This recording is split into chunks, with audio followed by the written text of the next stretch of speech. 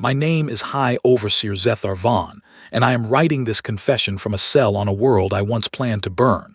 The walls around me are soft and white. The humans who guard me smile when they bring my food. They do not hate me. That is the worst part. You cannot hate what you pity, and they pity me the way a man pities a spider he has trapped under a glass. But I am getting ahead of myself. Let me tell you how the greatest empire in 3 galactic arms destroyed itself in a single afternoon. It began in the war chamber of my flagship, the Eternal Talon. I stood before a glowing map of a small blue planet and I laughed. My 7 advisors laughed with me because I was laughing. That is how command works in the Kathrin Dominion. You do not question the one who wears the black crown of conquest. You laugh when he laughs and you die when he points. I had worn that crown for 600 years. I had conquered 1,847 worlds. I had never tasted defeat, not once, not even a small one. My name was whispered in fear across half the galaxy. Mothers of soft species used my name to frighten their young into obedience. I was proud of that. I was proud of everything. The planet on the map was called Earth. Our scouts had watched it for 20 years. 20 years is nothing to us. We live for 1,000. In those 20 years, the humans had barely left their own moon.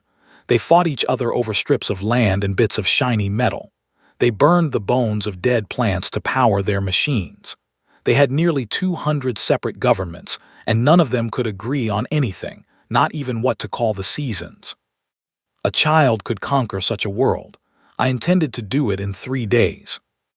I turned to my chief advisor, an old Kathrin named Kelvin. His plates had gone gray with age, and his eyes were the dull yellow of a dying star. He had served my father before me and my grandfather before him. He was the only being alive who could speak to me without asking permission first. He was not laughing. "Overseer," he said, and his voice was low and careful. "The old species have sent warnings. The Var, the Lumendrith, even the architects broke their silence." "The architects have not spoken in 10,000 years," I said. "They spoke yesterday." I felt a tiny cold thread pass through my chest. I pushed it away. "What did they say?" Kelvin looked down. "They said, you do not understand what Earth has become." I laughed again, and this time the laugh was louder because I wanted the cold thread to go away. Old ghosts whispering old nonsense. The humans are monkeys with guns. Perhaps the architects have gone senile at last.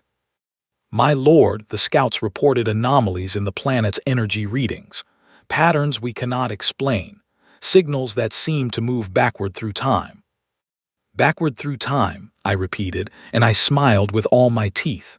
"Kelvin, my old friend, you have served long, perhaps too long. Go rest.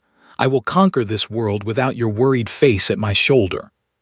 He bowed and left. I would never see him again. He took his own life that night and left a note I did not read until much later. The note said only, "I am sorry, I tried."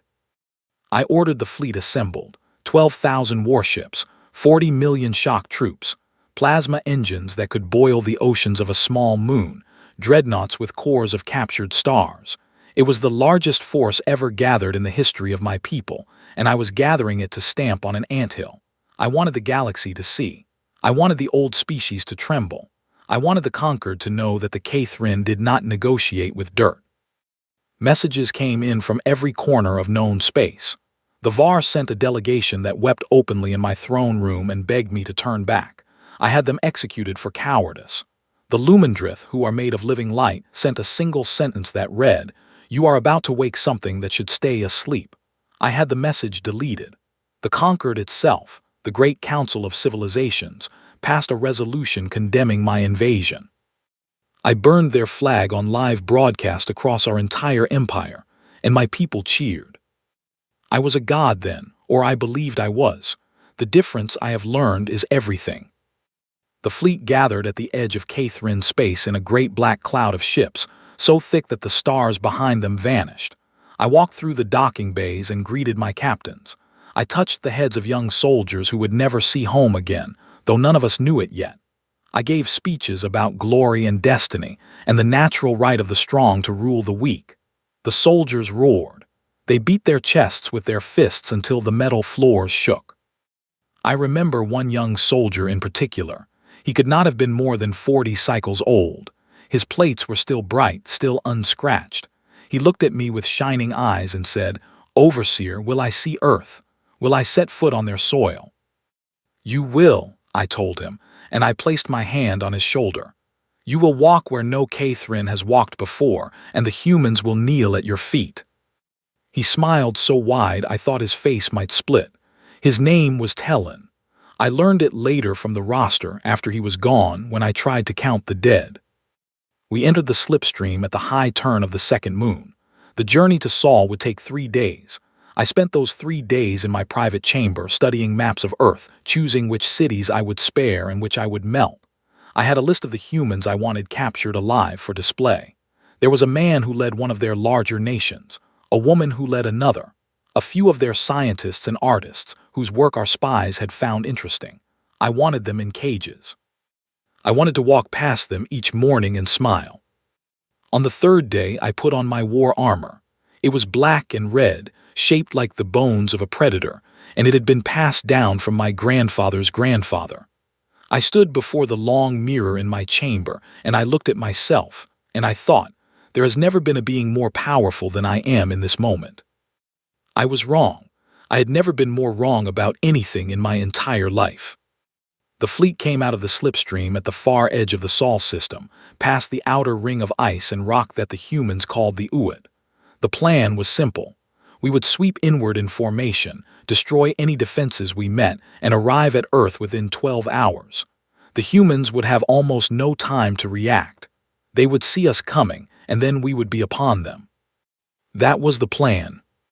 The moment we dropped out of slipspace, every single sensor on every single ship lit up at once, not with detection warnings, with the calm, polite notification that we had already been found, that our positions had been logged, that our engine signatures had been cataloged down to the smallest vibration, that our weapons had been counted, that our shields had been measured. For how long, the sensors did not say.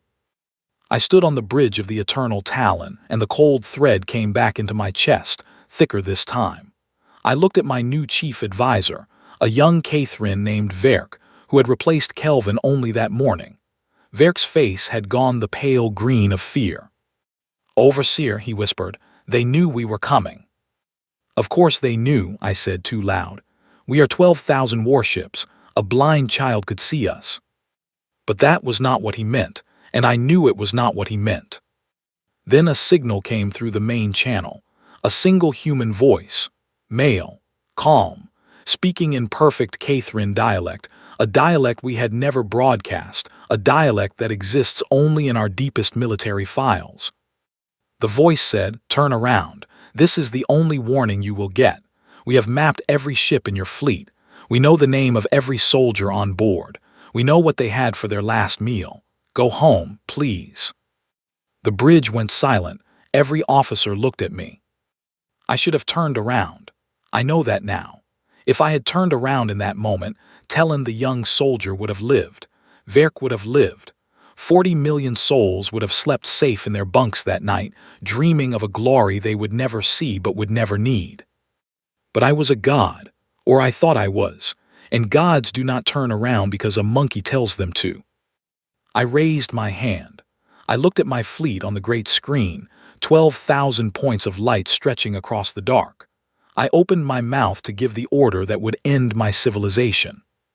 I said, "All ships, attack formation, advance."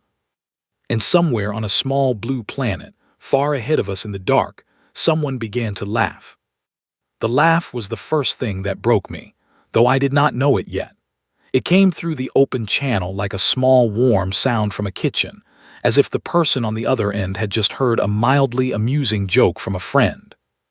It was not the laugh of someone who had just been threatened by 12,000 warships. It was the laugh of someone who had been waiting a long time for a party to finally begin. Then the channel closed, and my fleet began to move. The outer ring of my formation held 400 scout vessels. These were my eyes and ears, the fastest ships in the Dominion, flown by my best young pilots. Their job was to race ahead of the main fleet, map the inner system, and find the human defensive lines. I gave the order to advance, and 400 small green lights began to slide forward across the great screen. 30 seconds later, all 400 of them went out. Not exploded, not damaged, out. One moment they were there, and the next moment there was only empty space where they had been. The sensors did not register a single shot fired. There was no heat, no light, no debris. The ship simply stopped existing in my field of view. Verk, my new advisor, made a small sound in his throat. It was not a word. It was the noise a child makes when it sees something its mind cannot accept. "Find them," I said. My voice sounded strange in my own ears, high and thin. "Find my scout ships." The sensor officers bent over their stations. Their hands moved fast. I watched the back of a young woman's head, a K-3 technician named Sella, and I saw her plates go pale all the way up to her neck. She turned around slowly, and she looked at me with eyes that had seen something no living being should ever see. "Overseer," she said, "I found them." "Where?" "They are in a star system called Belen." I did not know that name. I looked at Verk. Verk was checking the star charts, and his hands were shaking so badly he could barely work the controls. He turned to me at last and he said, "Belen is 400 light years from here." 400 light years. My scout ships had been moved across 400 light years of space in less than 1 minute. I tried to form a response. My mouth opened. No sound came out. Finally, I said the only thing I could think of. "How?" Sella shook her head. "I do not know, Overseer. The ships are intact. The crews are alive. They are sending distress signals. They say they do not know where they are either. They say one moment they were advancing toward Earth, and the next moment they were inside a dead star system with no way home." Every eye on the bridge turned to me. I felt the weight of 10,000 years of K-3 pride pressing down on my shoulders. I could not retreat. I could not even pause. If I showed weakness now in front of my officers, the story would spread through the fleet within an hour. Commanders would begin to whisper. Captains would begin to question. The Dominion would crack from within. So I did the thing a god does when a god is afraid. I doubled the attack. "All main battle groups advance," I said. "Weapons ready. Target the inner planets. Show these humans what happens when they touch our ships." The fleet surged forward. I watched them go. 11,600 warships, still more than enough to conquer 10 worlds, moving in a tight, deadly formation toward the center of the Sol system. And then the humans spoke again. It was not the calm male voice this time. It was a different voice, younger, a female voice, and she sounded delighted. She sounded the way a child sounds when her favorite show comes on. She said, "Oh, they are still coming. Karen, you owe me 50 credits. I told you the lizard man would push through." A second voice, older, female, said in the background, "He is not a lizard. Look at the plates. He is more like a beetle."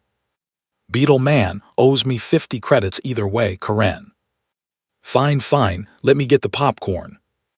The channel closed. My bridge crew stared at the speakers in frozen horror. I did not understand half the words. I did not know what credits were or popcorn or what a lizard was or a beetle. But I understood the tone perfectly. It was the tone of a spectator. The tone of someone watching a sport. The tone of a being who had never, even for 1 second, considered us a threat. I had never been so insulted in my life. I had also never been so afraid. "Fire," I shouted. "All ships open fire, full spread." Fleet obeyed. 11,600 warships released their weapons at once. It was the single largest coordinated attack in the history of organized warfare anywhere in the known galaxy. Plasma lances the size of mountains. Antimatter torpedoes with the power of small suns. Kinetic spears traveling at nearly the speed of light, each one carrying enough force to crack a planet in half. The attack was so bright on our sensors that the screens had to dim themselves to keep our eyes from burning. Every single weapon stopped. Not slowed, not deflected, stopped, frozen in space as if someone had paused a recording. Billions of tons of ordnance hung motionless in the dark, glowing softly, going nowhere. I could not breathe. I stood on my bridge and I watched the impossible, and I could not breathe. Then the weapons began to move again, but not toward Earth. They began to drift gently, slowly, almost lazily back toward my own fleet. The speed was wrong. It was not the speed of a weapon returning fire. It was the speed of a leaf floating on a stream. It took them nearly an hour to make the return trip, and during that hour no human ship appeared. No human voice spoke. We simply watched our own deaths drift toward us in slow motion, and we could do nothing to stop them. Some of my captains tried.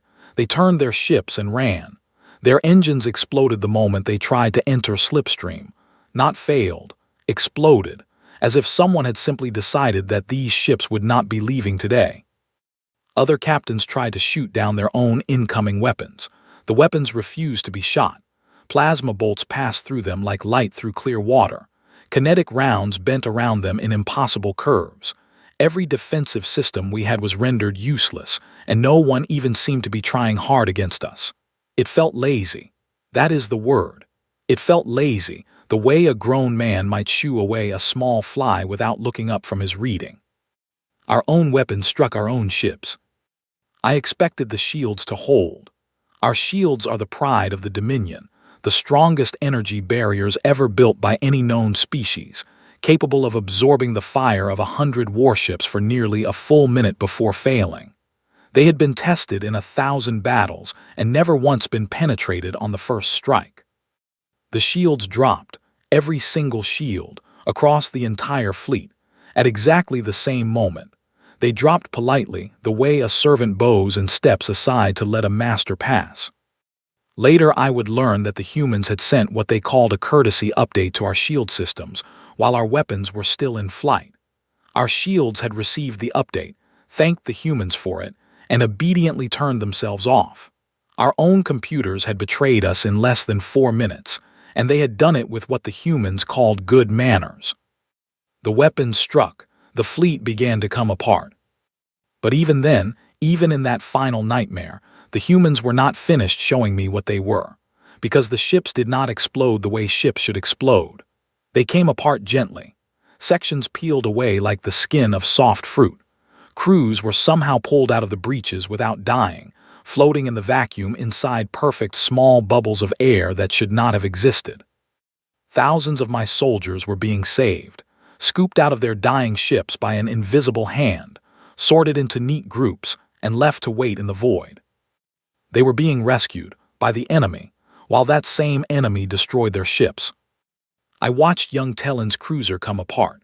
I watched the small bubble form around him and his crew. I watched them drift, alive and unharmed, through the wreckage of what had been one of my proudest vessels. I saw his face through the bubble.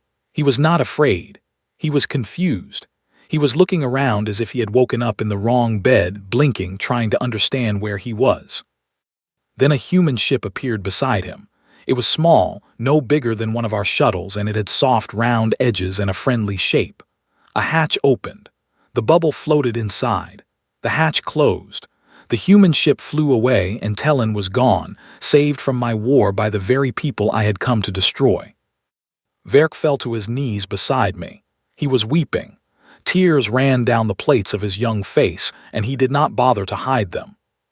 "Overseer," he said, "please, please, my lord, call them, beg them. They will listen.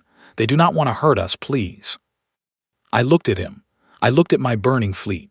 I looked at the quiet blue planet, still untouched, still far away, still laughing somewhere in the dark. And for the first time in 600 years, I did not know what to do. Verk's tears fell on the metal floor of the bridge, and I stared at them because I could not bear to look at anything else. 600 years of pride can break a being in half when it falls all at once. I felt something inside me crack, a long, slow crack, like ice giving way under a foot. Around me, my fleet was finishing its death.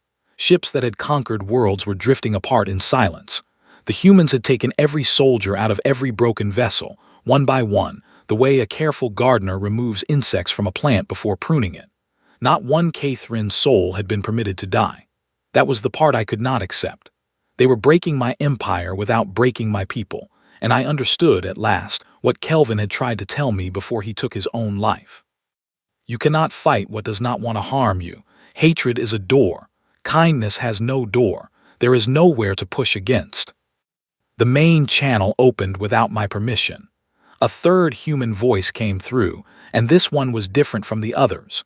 It was older, calm, careful, the voice of a person who is used to speaking to frightened animals. "Overseer Zethar Vaughn," the voice said. "My name is Henry. I am going to come aboard your ship now. I would like to speak with you face to face. Please do not order your guards to attack me. It will only be embarrassing for everyone involved." I opened my mouth to refuse. Before the word left my tongue, the far wall of my bridge simply changed. There was no flash, no sound, no breach alarm. One moment the wall was solid dark metal, and the next moment a doorway had appeared in it, a plain rectangle of soft white light, and a human stepped through. He was tall for his species, though still shorter than any Cathrin. He had gray hair on the top of his head and lines around his eyes from smiling, and he wore simple dark clothes that had no markings or badges. He carried nothing. No weapon, no shield, not even a data pad. His hands were empty, and they hung loose at his sides, the way a man's hands hang when he is walking through his own garden. My guards raised their weapons. Henry looked at them and raised one eyebrow, the way a teacher looks at a child who is about to do something foolish. The guards' weapons turned to flowers, real flowers, small blue flowers with yellow centers, held in the hands of soldiers who a moment ago had been holding plasma rifles. The guards stared at the flowers. The flowers did not stare back because they were flowers, but the effect was the same. Henry walked past them without a glance. He stopped in front of me, and he looked up into my eyes because I am more than twice his height, and he smiled. It was a gentle smile. It was the worst thing I have ever seen. "Hello, Zethar," he said. "May I sit?" I did not answer. I could not. My tongue had stopped working. Henry took this as permission. He waved his hand and a chair appeared behind him, a simple wooden chair with a soft cushion. He sat down on it. He crossed his legs. He folded his hands in his lap. "I know this is a lot," he said kindly. "I know your whole world has just turned upside down. Take your time. I am not in a hurry." Verk, still on the floor, made a small broken sound and pressed his forehead to the metal. Sella, the sensor officer, had stopped moving entirely, as if she hoped that by holding still she might disappear. The rest of my crew were frozen in their places, staring at the small human who had walked through a wall and was now sitting comfortably in the middle of my war bridge. I found my voice at last. It came out as a whisper. "What are you?" Henry tilted his head. "That is a fair question. It deserves a fair answer. Would you like the short version or the long one?" "The true one." He nodded. "Good choice. All right then." He paused as if arranging his thoughts. 43 of our years ago, humanity reached a turning point. We had built machines that could think. We had built networks that connected every mind on our planet. We had found ways to change the shape of our own thoughts. All of these things came together at once and something new happened. We call it the awakening. It is not a good name. There is no good name for what it was. We stopped being what we had been. We became something else. And what is that something else? Henry smiled again. "We are still figuring that out, but I can tell you what we are not. We are not conquerors. We are not gods. We are not interested in ruling other worlds or taking other people's things. We have everything we need. We have more than everything we need.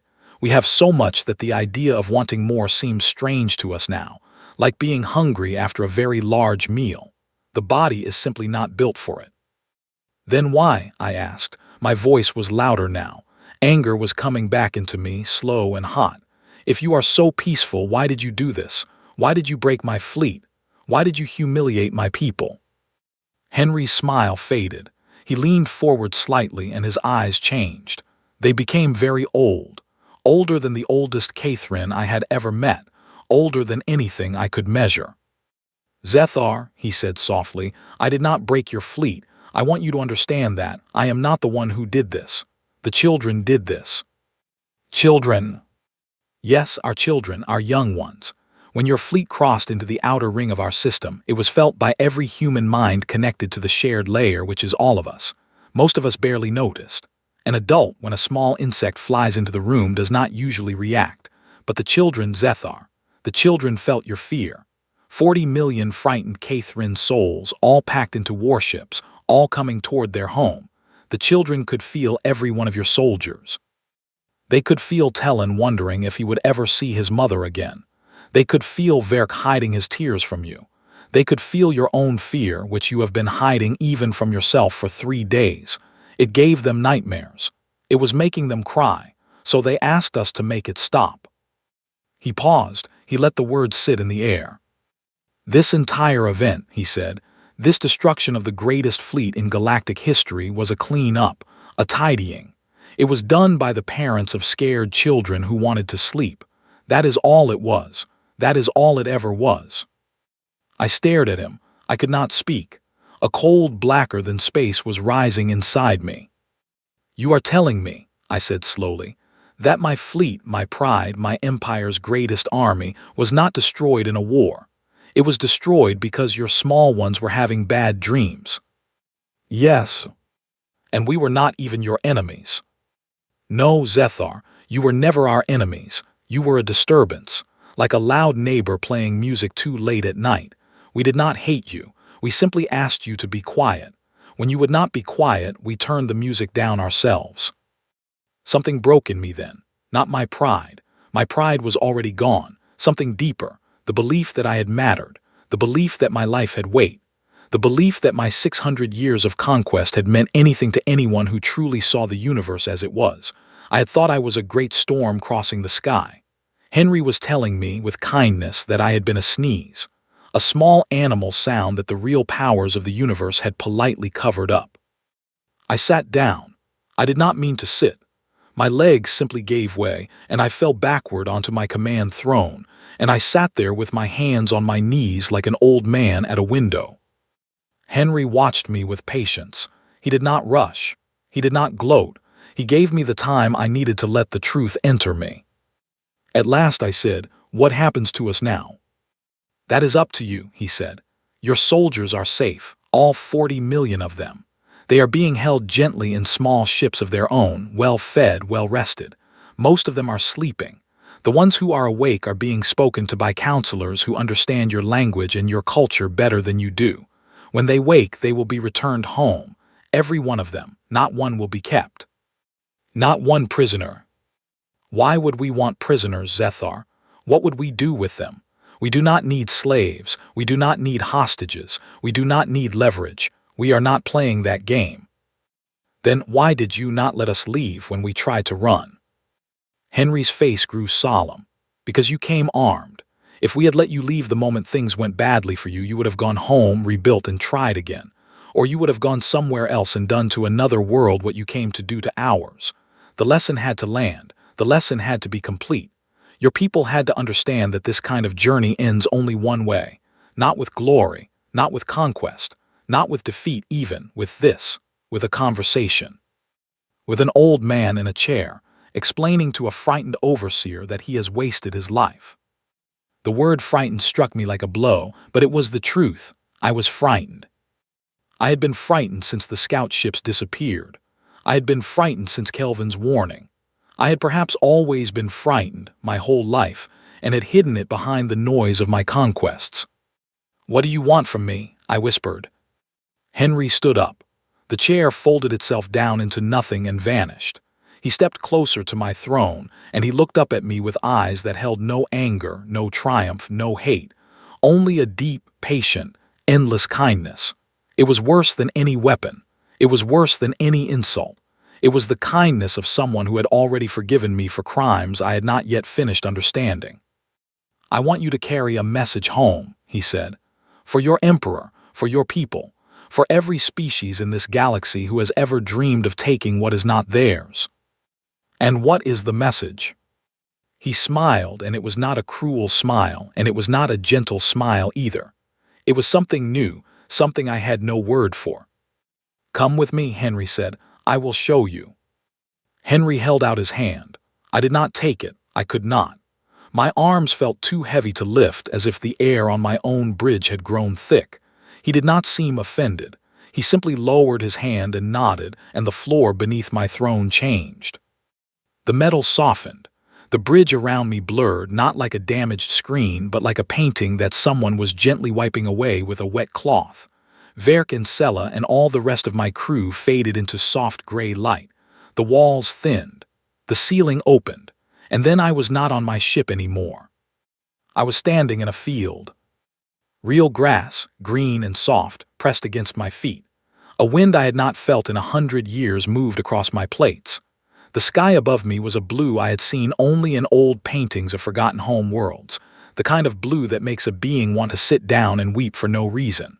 There were clouds, small white clouds moving slowly, shaped like animals and like ships and like the faces of children. Henry stood beside me. He looked exactly the same as he had on my bridge, calm, patient, ordinary. "Where am I?" I asked. "Earth," he said simply, "a quiet part of it. I thought you might prefer somewhere without crowds for your first visit. You moved me from orbit to the surface, without my permission." "I did. I am sorry. I could have asked, but I suspected you would say no, and I wanted to show you something that cannot be shown from a bridge. Please walk with me." He began to walk. I followed because I did not know what else to do. My war armor, the one I had inherited from my grandfather's grandfather, had vanished. I was wearing simple gray cloth now, soft against my plates, the kind of garment a Cathrin elder might wear in his garden. I did not know when the change had happened. I had not felt it happen. But I was not cold and I was not vulnerable, and somehow I understood that no harm would come to me here. We walked through the grass toward a small hill. At the top of the hill there was a tree. Under the tree there were children. Human children. They were small and loud and wild, and they were playing some kind of game that involved a ball and a great deal of running and falling down and laughing. One of them, a boy with dark curls and a scraped knee, saw us coming. He stopped. He looked at me with wide dark eyes. He was not afraid. He was only curious. He ran down the hill toward us at full speed, and I felt my old instincts tighten, the soldier's instincts that had saved my life in 1,000 battles. I did not move. I made myself stand still. The boy stopped 2 steps from me. He looked up and up because I was very tall to him. He tilted his head. "Are you the beetle man?" he asked. I opened my mouth. No words came out. Henry laughed softly beside me. "His name is Zethar," Henry said. "And yes, I suppose he is the beetle man. Be kind, Oliver. He has had a very hard day." Oliver considered me with the serious attention that only small children can give. Then he held up his hand. In it was half a sweet cake, brown and crumbling, with something red and sticky in the middle. "You can have some," Oliver said. "Mum makes them. They are good when you are sad." I did not know what to do. I had led armies. I had signed the deaths of worlds. I had stood before the Emperor of Cathrin and been praised for my cruelty. And now a human child no higher than my knee was offering me half of his sweet cake because he could see that I was sad. I took the cake. My hand shook. I lifted it to my mouth and I ate it, and the taste was so strange and so sweet and so unlike anything I had ever known that I began to cry. Not the small tears of embarrassment I had seen on Verk's face. Real tears. The tears of a being who has just realized that the universe is much larger and much kinder than he had ever allowed himself to believe. Oliver watched me cry with great seriousness. Then he nodded as if something had been confirmed for him, and he ran back up the hill to his friends. He did not look back. Whatever he had wanted to know about me, he had found out, and now there were more important things to do. There was a ball. There was a game. There were friends waiting. Henry gave me a soft cloth from his pocket. I wiped my face.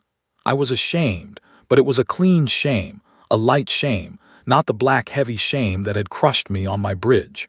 This was the shame of a being who has been seen clearly by a child and has been found worthy of half a cake. "Come," Henry said gently, "there is more." He led me away from the hill. As we walked, the land around us changed. Not all at once, but smoothly, the way a dream changes. The field became a road. The road became a street. The street filled with buildings, then with people, then with sounds, and soon we were walking through a human city. It was not a city like the ones my scouts had shown me. Those cities had been loud and smoking and crowded with machines. This city was clean and quiet and full of trees.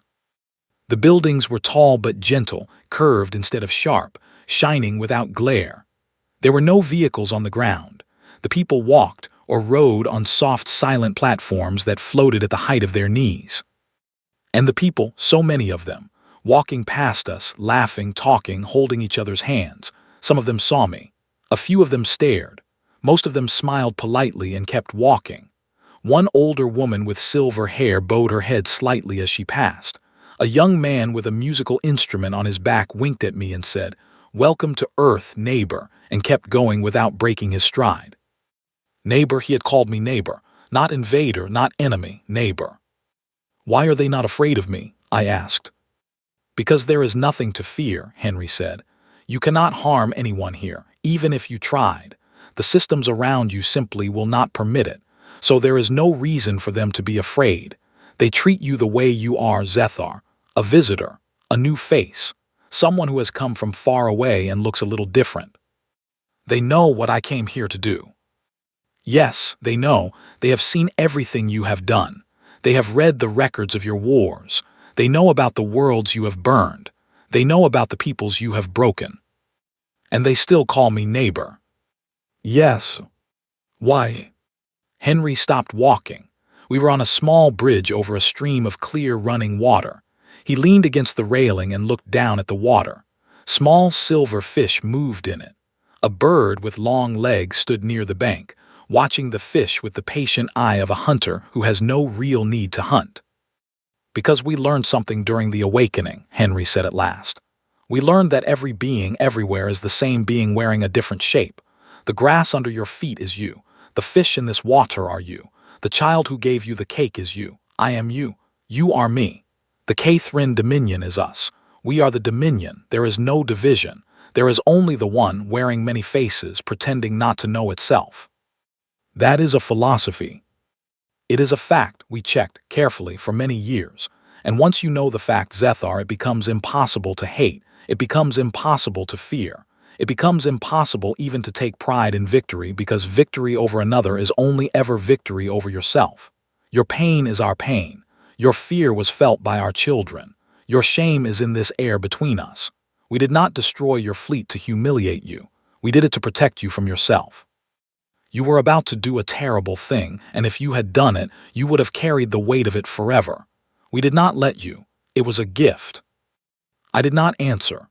The bird by the water made a small, sharp movement and came up with a fish in its beak. It swallowed the fish.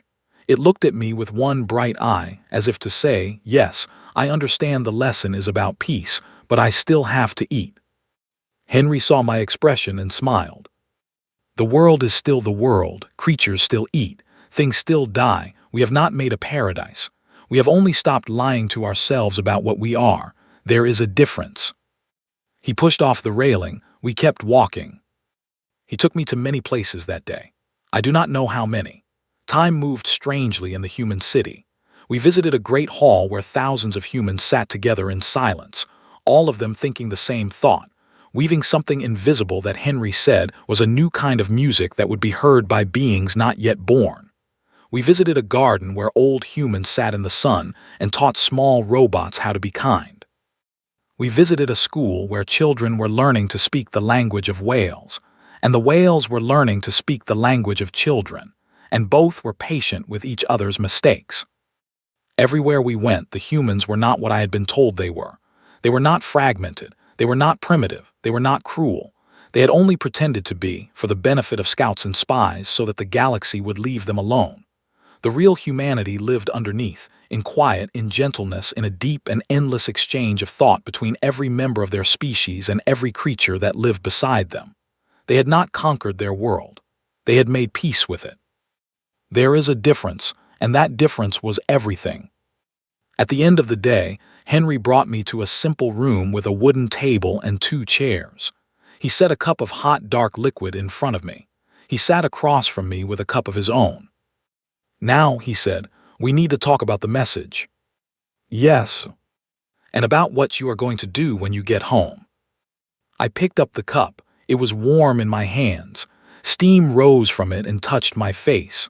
I took a small sip. It was bitter and it was also good, and somehow those two things were not in conflict. I set the cup down. "Tell me," I said. "I am ready to listen now." Henry leaned back in his chair, and for the first time all day he looked tired.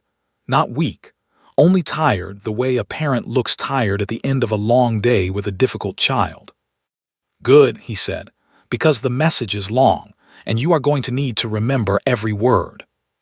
Henry took a slow breath, and the room seemed to lean in with him. I sat very still, my hands around the warm cup, and I waited the way a student waits when a true teacher is about to speak. "The message has 3 parts," he said. "The first part is for your emperor, the second part is for your people, the third part is for every civilization in this galaxy that has ever looked at a weaker world and thought about taking it. You will carry all 3 parts home. You will speak them aloud in your own voice to everyone who will listen, and then you will live the rest of your life as proof that the message is true. Do you accept this task?" I looked down at the steam rising from the cup. I thought of my emperor, old and proud, sitting on his throne of black stone. I thought of my people, millions of them across 1,000 worlds, raised on stories of our own greatness. I thought of the galaxy beyond, full of empires that still believed the way I had believed only yesterday. The task was too large for one Catherine, too large for 100.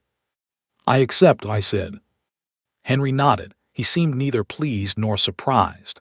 "Then listen carefully. The first part for your emperor, tell him this. Tell him that humanity sends its greetings and its quiet warning. We do not wish to rule him. We do not wish to trade with him or to teach him or to change him. We wish only to be left alone. He will find if he looks that his empire does not need Earth. It has survived 40,000 years without us. It can survive 40,000 more. But it will not survive if it comes back.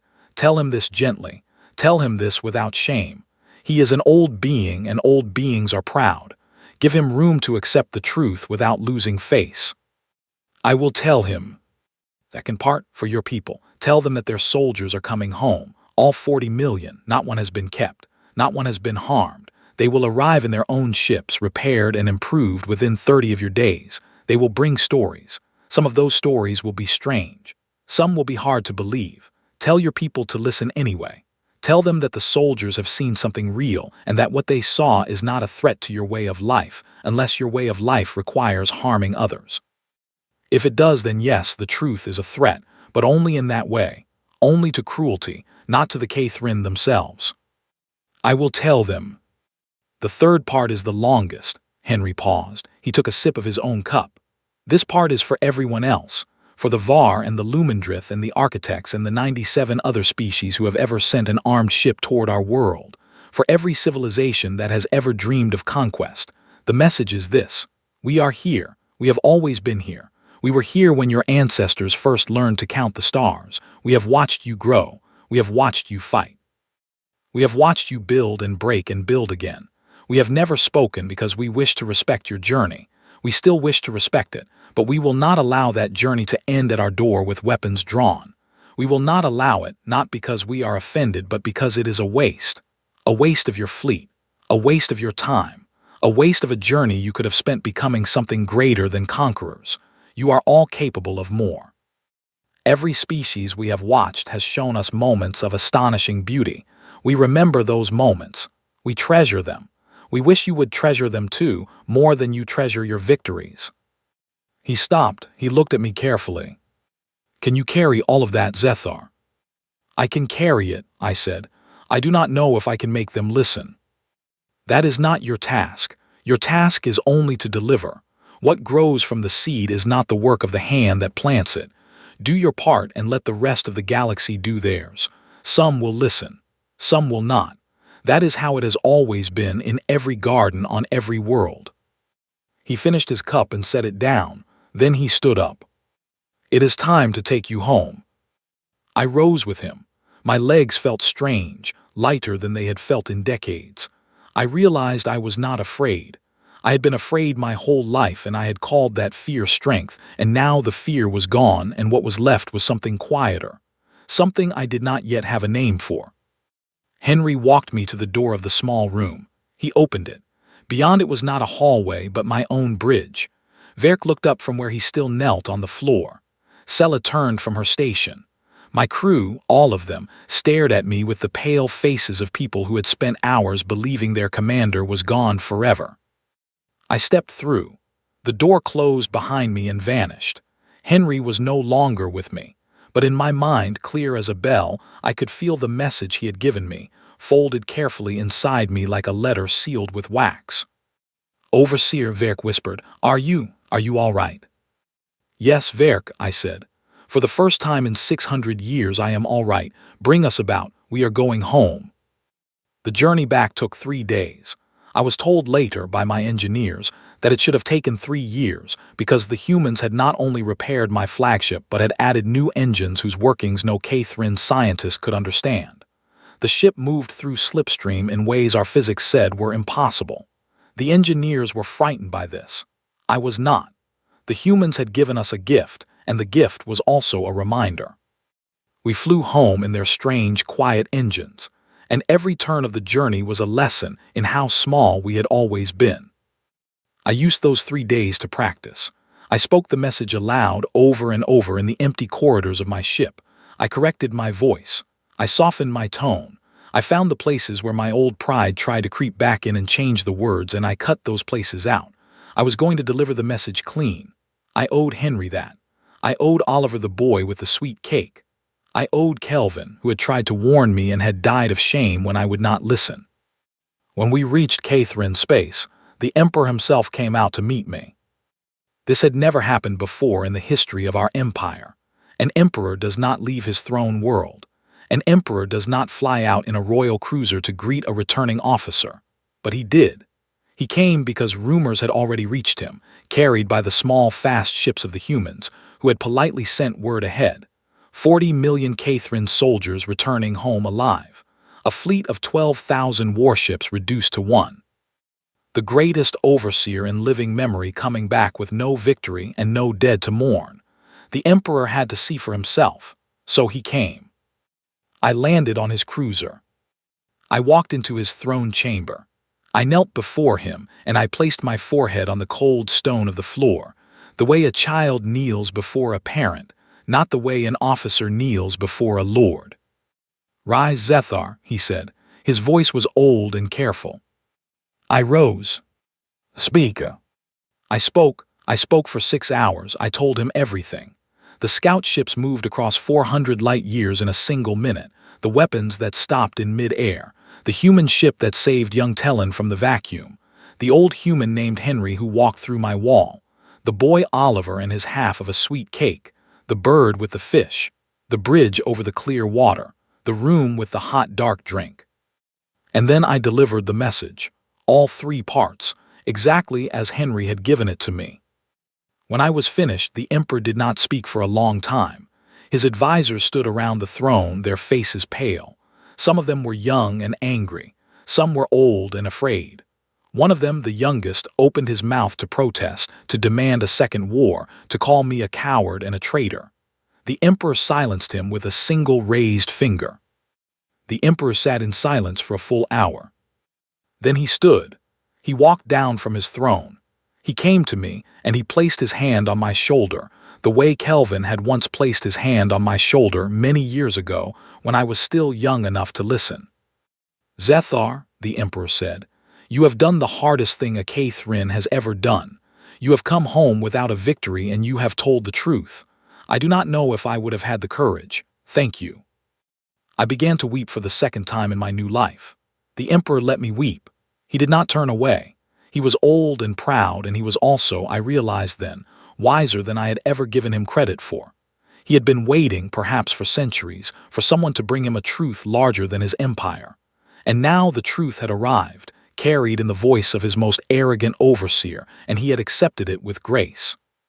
That night the Emperor ordered the Dominion to stand down. Every war, every invasion, every subjugation campaign across 3 galactic arms ended in a single decree. The older species watched in disbelief. The conquered called an emergency session. The Var sent a delegation bearing flowers instead of treaties. The Lumendrith wrote a song in our honor. The architects, who had not spoken in 10,000 years, sent a single short message that read, "Welcome to the quiet." I spent the rest of my long life as the ambassador of humility. I traveled from world to world. I told my story. I delivered Henry's message again and again in throne rooms and council halls and on the open streets of worlds I had never thought I would see as anything other than a conqueror. Some listened. Some did not.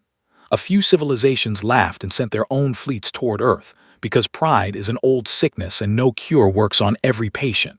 Those fleets never came back. Not one ship, not one message. Earth did not speak of them afterward. It simply, politely, erased them from its evening news, the way a careful host tidies away a broken dish without drawing attention to the guest who dropped it. I am writing this now from a small room on a quiet moon. My plates have gone gray. My eyes are dim. I am old even for a Catherine, and I will not live much longer. The humans sent a visitor last week, a young woman named Emma, who brought me a pot of small blue flowers. The same kind of flowers my guards had held long ago when Henry walked through my wall. She did not say why she had brought them. She only smiled and placed them on my windowsill and left. Every morning now I look at those flowers. I think of Oliver and his sweet cake. I think of the bird by the clear water. I think of the message Henry gave me and of how small it felt and how heavy and how true.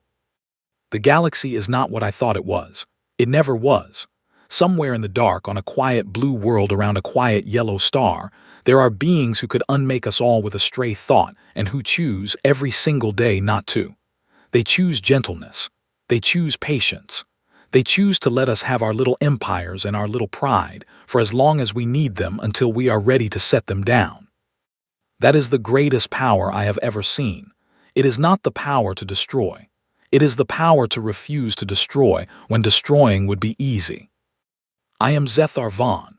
I led the greatest invasion in the history of my people.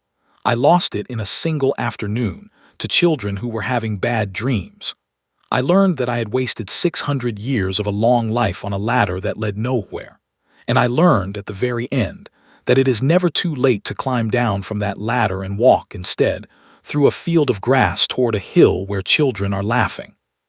If you are reading this, whoever you are, whatever your species, whatever your empire, hear me now. Do not go to Earth with weapons.